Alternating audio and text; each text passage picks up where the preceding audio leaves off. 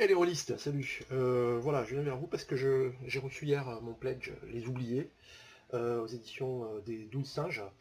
Après un financement participatif vraiment réussi fin 2018.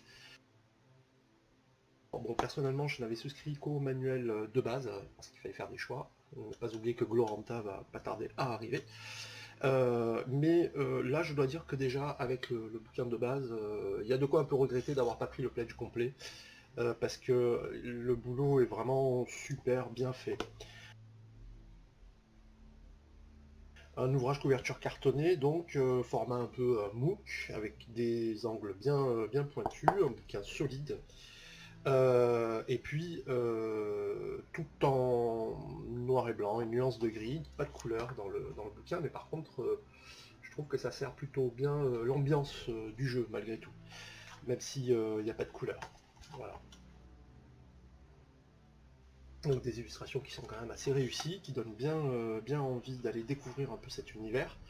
Et cet univers, donc, c'est le monde donc, du peuple, du petit peuple, hein, les fées, les léprochaunes, les bergleutes, etc.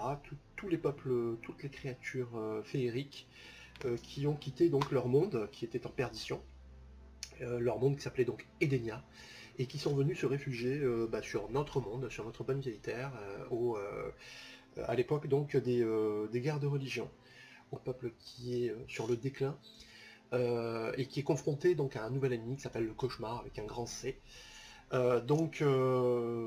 Voilà, si on aime les histoires vraiment de faerie, des histoires un peu comme celles qui sont écrites et dessinées par le couple Mosdy et Siviello dans la bande dessinée Korrigan par exemple, si vous ne connaissez pas, aux éditions Delcourt, ça c'est l'édition intégrale, des histoires qui vont permettre de réutiliser une bonne partie du folklore de la Bretagne, avec son lot de petits lutins farceurs et autres. Je pense que c'est vraiment le jeu à avoir pour ça. Donc en fait, dans le jeu, chaque personnage a une valeur, un score de songe et un score de cauchemar, qui représentent un petit peu les affinités que le personnage a développées avec ces deux concepts. Les ténèbres et la lumière, bien entendu, pour faire simple, hein. Donc lorsqu'on tente une action, donc le joueur ou le meneur lance 2 dés à 12 faces, hein. Donc un clair pour représenter le songe et un autre foncé pour représenter le cauchemar. Et à partir de là, la mécanique devient plutôt intéressante. Ouais, parce que du coup, il va falloir comparer en fait les scores du personnage en songe et en cauchemar. Donc si le score de cauchemar est supérieur à celui de songe, ça veut dire que le personnage a commencé un petit peu à s'enfoncer dans les ténèbres, hein. Il rejoint un petit peu les forces du cauchemar, les forces des ténèbres. Là, si je choisis le résultat du dé foncé, le dé donc de cauchemar, eh ben je suis en accord et ça n'a pas de conséquences. En revanche, si mon score donc de cauchemar est supérieur à celui de songe, et que je choisis malgré tout le dé de songe, parce que sur le dé de songe j'ai fait un très bon score, eh ben en fait je vais avoir une dette vis-à-vis du songe qui se matérialise par des points. Et ces points en fait servent dans le jeu à accomplir des actions et surtout à donner l'orientation du personnage vis-à-vis de ces deux forces primordiales que sont le songe et le cauchemar. Alors on s'en doute évidemment, hein, les parties les plus fun, ça sera lorsque le personnage, enfin le joueur aura plutôt tendance à choisir le dé foncé, hein, celui du cauchemar, pour l'aider et que son score de songe au personnage est supérieur à celui de son score de cauchemar. Donc du coup ça veut dire que le cauchemar est en train de grignoter le personnage petit à petit, puisqu'il va prendre un point de cauchemar et s'enfoncer un petit peu plus profondément dans les ténèbres.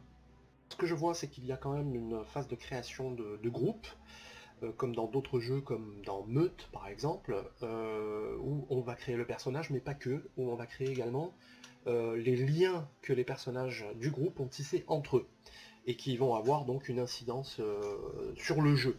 Il va falloir vivre dans les ombres du monde des géants, il va falloir visiblement aller se nourrir de leurs rêves, de tirer une subsistance, tout en évitant les créatures du cauchemar, qui ont l'air toutes plus redoutables les unes que les autres. Donc ça m'a l'air vraiment très très très bien. Je vous en dirai plus une fois que j'aurai plongé dans le système pour un premier scénario. Mais d'ores et déjà, je pense que ça peut donner une très très chouette ambiance. Donc ressortez les bandes originales des films comme Legend, de Jerry Goldsmith, Willow, etc. Là, je pense qu'il y a vraiment de quoi camper, de la très très chouette ambiance. Voilà, je vous en dis un petit peu plus dès que je l'aurai potassé. Juste dernier petit détail, moi je suis toujours un petit peu sensible à ça, parce que je trouve que c'est important de promouvoir les éditeurs qui font le geste. Alors je suis pas un fervent écolo ou un ayatollah de l'impression verte, mais enfin tout de même je signale que voilà, l'ouvrage est réalisé et fabriqué dans le respect de la Convention européenne des droits de l'homme, de la Convention européenne des droits de l'enfant et de la législation environnementale européenne. Biodiversité, ressources naturelles, air, eau et déchets. Donc c'est toujours chouette quand il y a un parti pris, une prise de conscience comme ça de la part des éditeurs, qui du coup transforment des concepts en actes. Voilà. Et donc, ça donne donc des bouquins qui sont respectueux, une industrie qui est respectueuse du monde dans lequel on vit et qui ne se contente pas juste d'imprimer au moins coûtant. Voilà, donc je pense que c'est assez important pour le mentionner.